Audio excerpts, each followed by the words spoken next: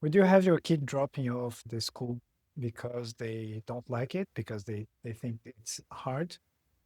This is a question that is important to ask ourselves when the kid is in a martial arts program and they find it too hard or they don't want to keep up and they rather stay at probably at home and with their cell phones or we're hanging out with friends rather than go to the martial arts class because it's hard. We make the classes for kids more fun because we can have fun in martial arts, but at the same time, while we are doing this fun stuff, we are still learning things. We make it fun so that they enjoy it and learn it better, so that it gets easier for them to acquire the knowledge, acquire the techniques because they are having fun. So while they are having fun, they will learn better, more about that. But the thing is, it's hard to commit. It's hard to come to the same times every week, 2 times a week, maybe, and it's hard for the parents too. We feel that, we understand that. But it's something that we are doing, you are doing for your kid, doing for your kid's future.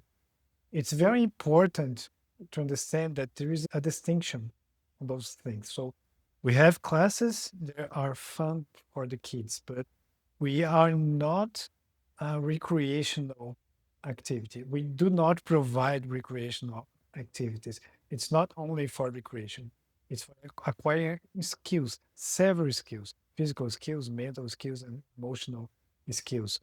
When we have them here learning a new technique, it's difficult at first, but they learn about resilience when they're doing that because they need to repeat until they get it. And then when they get it, it gets easier. And then we step further than that. So we give more difficult things and they will learn that by repeating, they're going to do that.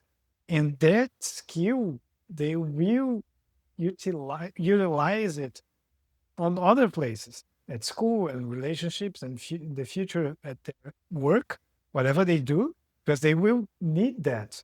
Otherwise, they will face some hardship. They will face something that is difficult, and they might give up because they are not capable of doing this, because they didn't develop the skill to do that.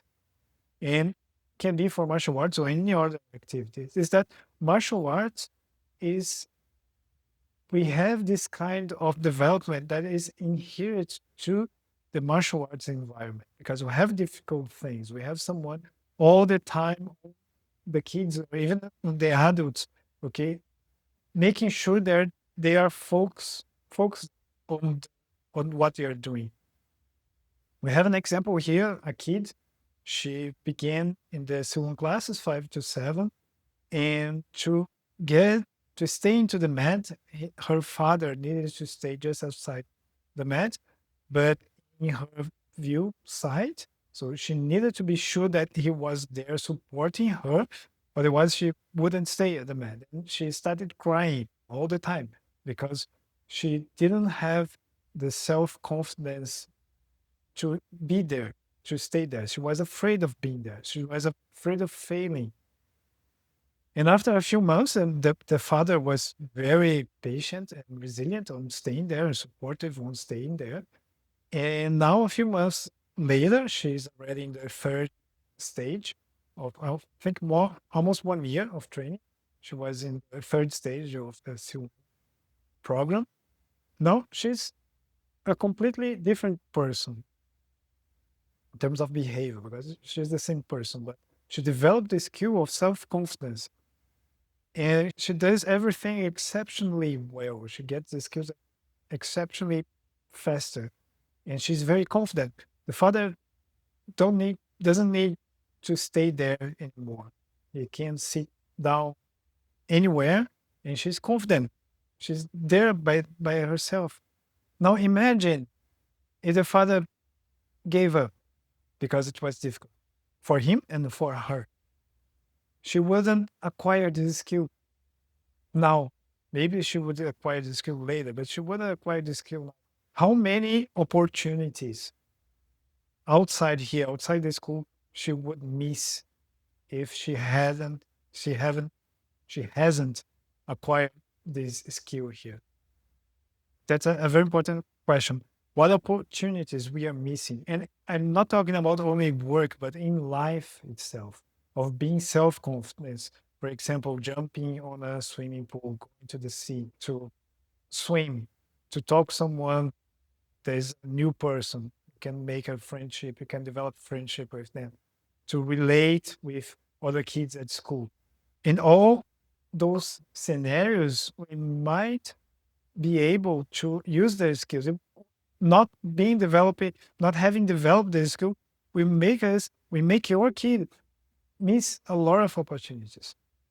Again, I'm not talking about work, I'm not talking about money, I'm not talking about this.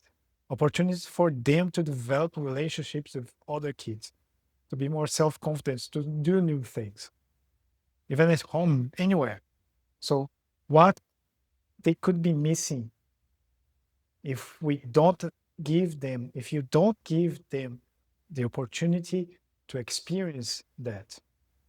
And we've been seeing even some students, they start the 4 weeks training, but when something happens and it's a little bit difficult, they just ask to quit and they quit. The family quits the program. And that's fine, it's their decision, but what they could be missing there.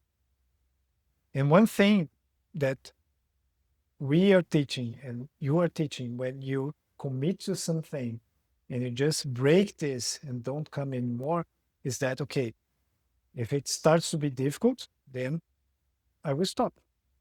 I will not insist on that. I will not see through this. See through the 4 weeks, stay for 4 weeks. You can have a surprise before it ends. And if by the end of the 4 weeks you don't see anything change, you don't see any skill acquired, okay, then that's an option.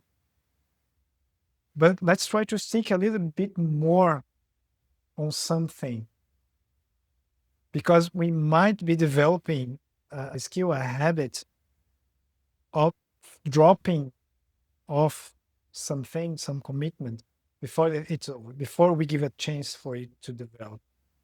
Because a lot of things in life are difficult. And we might be developing a skill in your kid of giving up too early. We already have those screens. Nobody watches more than a 2-minute video. Even a 2-minute video is a very long video. If this video here might be over 8 minutes, or over 10 minutes, who is watching that? And what things we could be missing on that?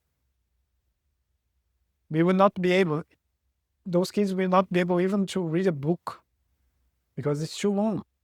You need to focus. And when we do that, we start seeing some things. And sometimes 4 weeks are not enough. But you need to commit to the end and say, okay, is this worth or not? What I'm learning, what I'm seeing in all our kids, what they are developing here. So we need to give, you need to give this chance to your kid to develop something, to get a habit of committing and see through and see, okay, I like this or I don't like this, but I gave it a chance.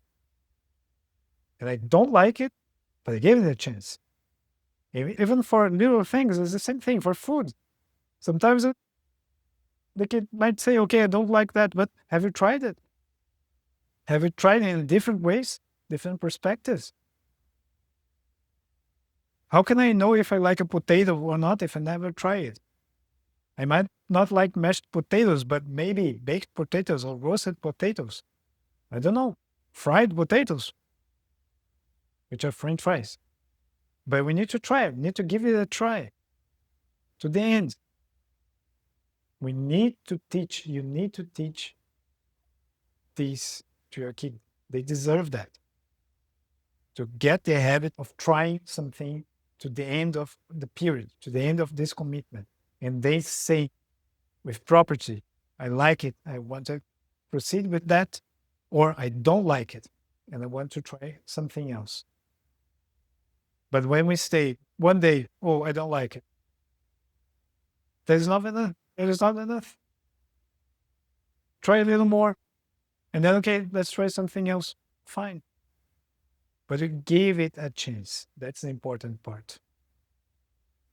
Thank you for listening. Thank you for staying until here. Thanks for committing to this video. Even if you agree or do not agree, that's fine. Okay. But you gave it a chance to listen and think about this. That's all I ask. Thank you.